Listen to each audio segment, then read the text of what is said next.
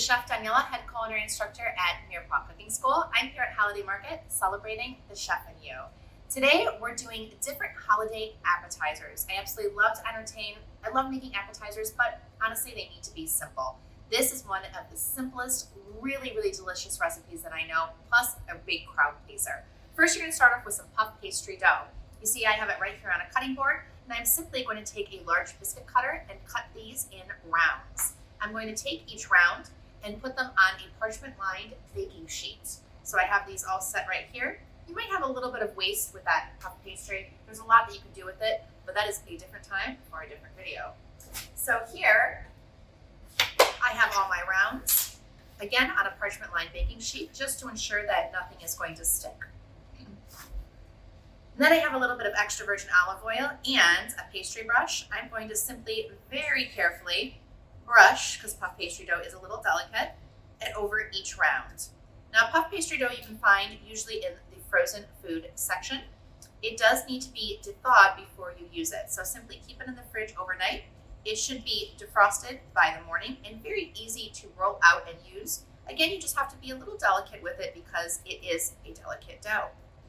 Once I have this extra virgin olive oil everywhere, I'm going to take a fork and pierce little holes on the top of this.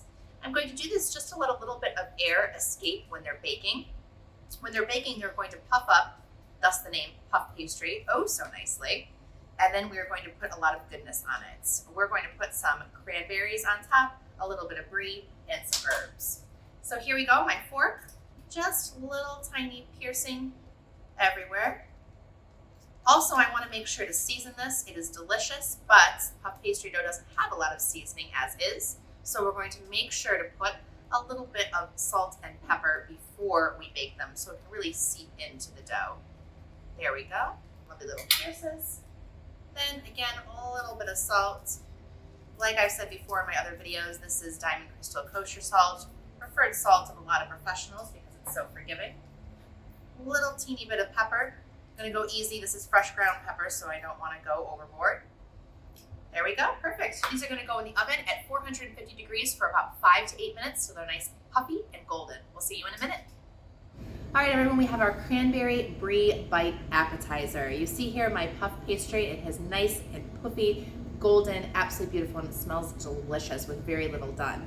Now I'm going to top off with some cooked cranberries. Now this cranberries were actually on a previous recipe that we did, which I'm really excited about because I said during that video that you can use it for a number of different things.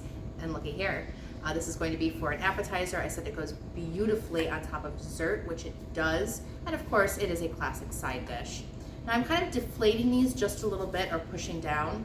They deflate rather easily, which is great because then they're just that much easier to hold as an appetizer. You can make these as big or as small as you'd like, however. So if you want it into a full-on first course, you can cut them into big squares. If you want them into a tiny handheld appetizer, you can just use a smaller biscuit cutter. Now everyone, I'm going to take some brie cheese. So little slices, just put them right on top of the cranberries, just like so. The brie is a little cold for me to be able to work with, but that is going to be absolutely fine because when it touches that warm puff pastry, it is going to start melting oh so gently and be perfect by the time we eat it. Now I can put on top any herb that I would like. I love anything from fresh thyme to fresh basil. It is completely up to you. Here we have a little bit of fresh basil. That's going to be for a little bit of green, but also it's going to complement the cranberries beautifully. Thyme works as well. I love those little sprigs. Next, we're going to put a little bit of that flake salt. You see a theme with the finishing salt. A lot of people use flake salt, sea salt, etc. to cook, but it's really too strong to cook with. You want to use it as a finishing salt. So it adds a nice little crunch on top of anything that you do. There we go. So we have our Cranberry Brie bites. Hope you enjoyed. Stay tuned for the next one.